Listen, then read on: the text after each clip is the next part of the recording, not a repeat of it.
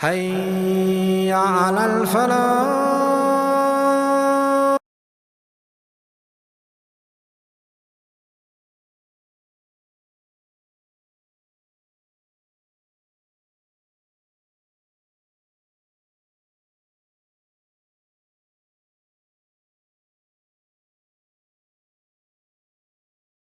And as we have been programmed mentally, intellectually, one must be aware of this being programmed like a computer. The programming that we are constantly assaulted by throughout our life conditions us, it programs us to a particular worldview. Is they are absolutely propagandizing the world with all of their theses about the nature of the universe that we live in, where we come from, our origins, the origin of the universe, and so forth. The project is literally the secularization of the world, to completely strip the world from religious beliefs. This is the project, and that is why it is called Novus Ordo Seclorum, a new secular or worldly order. A new study says the news media have been pushing a gospel of godlessness on the American public. Sure, it's hard for some of you to believe, but you will never see it more clearly than you will today. I mean, it's just so amazing. The creationists were right all along. To be honest, they just didn't have the argumentative skills. All of you are engaged in running your mouths, doing your business, multiplying, buying houses, cars, business, whatever you're doing. And when you're told about God, religion, life, morality, you're saying, look, I ain't got no time for that. Because this media is here and designed to make sure that they ask no critical questions. To make sure that the only thing that they are concerned about is having a good time. The only thing they're concerned about is filling their bellies. The only thing they're concerned about is acquiring more and more material things. And so that is why today, one of the struggles that you have as young people, that when you want to do different events and you want to talk about real issues, you have the struggle of many of your peers who've been so conditioned in this matrix that they would rather party than listen to the truth. They would rather party and shop and go to the mall than to stand up for issues of justice. They're stuck in the matrix. But you have the responsibility of helping to wake them up. Now, how do we know that there's a God? After having been thoroughly brainwashed. And how do we know that there's a creator?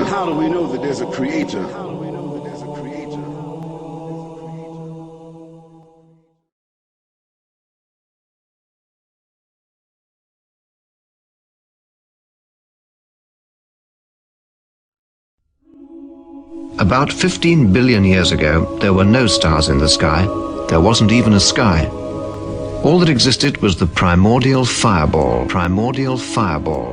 Then, something happened. In a flash, everything suddenly expanded. This was how it all began. The first moment of existence. What we now call the Big Bang. At the beginning of the 20th century, scientists believed that the universe had always existed, that matter energy was infinite, it had always been around. The model is called the steady state model, because the model of the universe that it's been around forever basically doesn't change. The universe is steady state. But what happened in the last 100 years is that model has been blown away because of the evidence. Observations now suggest, as you all know, that the universe began some 12 to 15 billion years ago.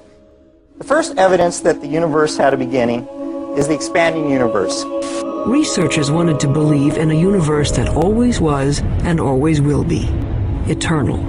But galaxies flying away from each other meant that once, long ago, they were clumped together. It meant something started them moving. The universe had a beginning. Today, it's called the Big Bang Theory. This was first discovered in 1929 by Edwin Hubble, and it's the first evidence that the universe had a beginning. The second evidence the universe had a beginning is the cosmic background radiation. The discovery of the cosmic background radiation was a fatal blow to those who wanted to believe in an eternal universe. The Big Bang proponents had won. Now, the final evidence for the origin of the universe is the relative abundance of light elements. It's very clear now that the universe had an origin, and scientists have become to accept this. In fact, the equations of general relativity that Einstein developed had an origin of the universe. When Einstein developed his equations of general relativity, they showed that there should be an expansion of the universe and an origin, and Einstein didn't like that. He added something called a cosmological constant, which he later realized was not there. When we saw that the universe was expanding, that there really was an origin, he threw out the cosmological constant. He said that that was the biggest mistake of his scientific career, was introducing that. But when this Big Bang model was first proposed in the early part of the 20th century, it was received with great skepticism by the scientific community. Because the scientific community knew that the Big Bang opened up the possibility of having a beginning and a creator and someone who began it.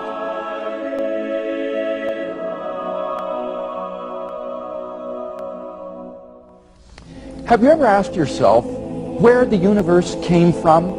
Why everything exists instead of just nothing? Typically, atheists have said that the universe is just eternal and uncaused. For example, Bertrand Russell, the famous atheist on the radio program, he said the universe is just there and that's all. But the astrophysical evidence indicates that the universe began to exist in a great explosion called the Big Bang 15 billion years ago. Most laymen do not appreciate that not only were all matter and energy created in that event, but physical space and time themselves. This is of utmost importance, for it implies, as the Cambridge astronomer Fred Hoyle points out, that the Big Bang theory requires the creation of the universe from nothing. Now, this tends to be very awkward for the atheist. For as Anthony Kenny of Oxford University urges, a proponent of the Big Bang theory, at least if he is an atheist, must believe that the universe came from nothing and by nothing. But surely that doesn't make sense. Out of nothing, nothing comes. Even atheist philosophers such as David Hume, he wrote in a letter, "I never asserted to absurd proposition as that anything might arise without a cause." Similarly, P.J. Zort in his publication About Time said, "If there is anything we find inconceivable, it is that something could arise from nothing." So where did the universe come from? Why does the universe exist instead of just nothing? There must have been a cause which brought the universe into being. We can summarize our argument thus far as follows. Premise 1. Whatever begins to exist has a cause. 2. The universe began to exist. 3. Therefore, the universe has a cause. It doesn't mean it's God, doesn't mean it's Jesus, doesn't mean it's Allah, it doesn't mean anything. It just means there's a cause for the universe. So we ask another question, what is the nature of this cause?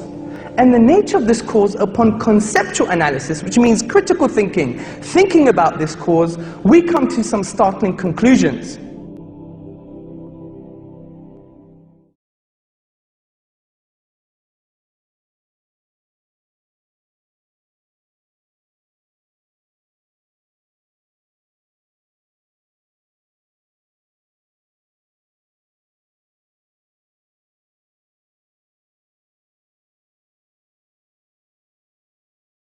So the cause of the universe must be immaterial beyond space and time.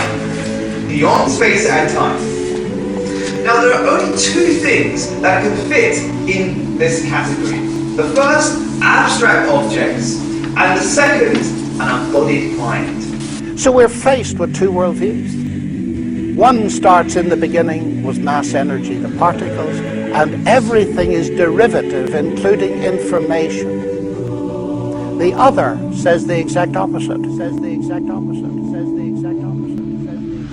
So in the first worldview, mass energy is primary and mind is derivative. In the other worldview, mind is primary and mass energy is derivative. And so far as tonight's lecture is concerned, it is the diametrical opposition between the worldview of materialism and the worldview of theism. It is a conflict between these two worldviews, but I want you to notice there are scientists on each side of it. Now, what's the better candidate?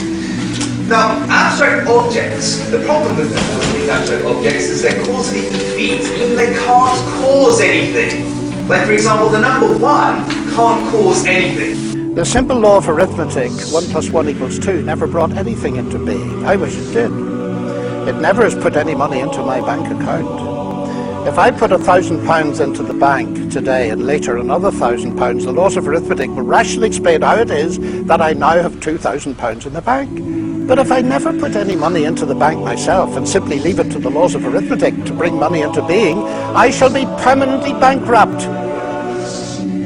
C.S. Lewis, with usual brilliance, grasped this years ago.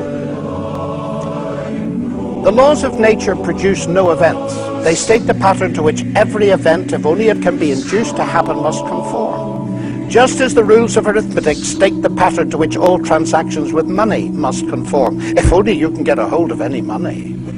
Thus, in one sense, the laws of nature cover the whole field of space and time. In another, what they leave out is precisely the whole real universe. The incessant torrent of actual events, which makes up true history, that must come from somewhere else. To think the laws can produce it is like thinking that you can create real money by simply doing sums. For every law says in the last resort, if you have A, then you will get B. But first catch your A. The laws will not do it for you. Now, scientists love developing theories involving mathematical laws to describe natural phenomena, which enable them to make predictions, and they've done it with spectacular success. But most are aware, I think, that on their own the theories and laws that they find cannot create anything, let alone a universe. Yet Hawking seems to think they did. Professor Stephen Hawking says that modern science has established there was no need for God in the creation of the universe.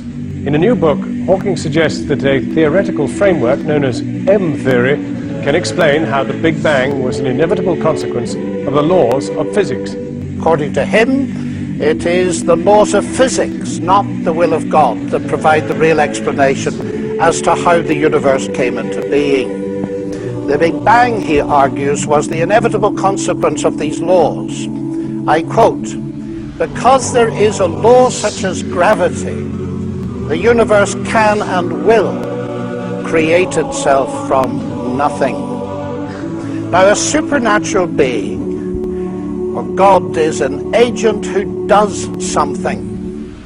Dismissing such an agent, Hawking ascribes creative power to physical law. But physical law is not an agent. Hawking, it seems to me, is making a classical category mistake by confusing two entirely different kinds of entity: physical law and personal agency. Muhammad is a messenger sent by God to give the Quran to mankind.